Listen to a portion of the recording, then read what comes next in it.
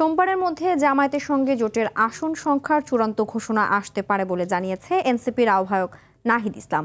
দুপুরে রাজধানীর ইন্টারকন্টিনেন্টাল হোটেলে ইউরোপীয় ইউনিয়নের নির্বাচন পর্যবেক্ষণ প্রতিনিধি দলের সঙ্গে বৈঠক শেষ হয়ে কথা বলেন তিনি। এ সময় ঋণখেলাপি অনেকের মনোনয়ন বৈধ ঘোষণা করা হয়েছে। নানাভাবে নির্বাচনী আচরণবিধি লঙ্ঘন হচ্ছে বলেও অভিযোগ করেন এনসিপির আহ্বায়ক। ইইউর প্রতিনিধিরা বাংলাদেশে একটি প্রতিযোগিতামূলক নিরপেক্ষ নির্বাচন কামনা করছে বলে এনসিপিকে জানায় বলেও জানান নাহিদ ইসলাম।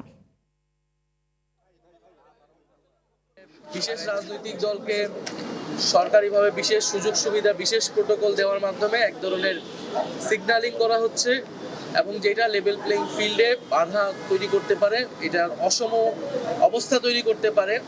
কারণ প্রশাসনের বিভিন্ন স্তরে কিন্তু এইটা এক ধরনের মেসেজ যায় সরকার কার পক্ষে আছে।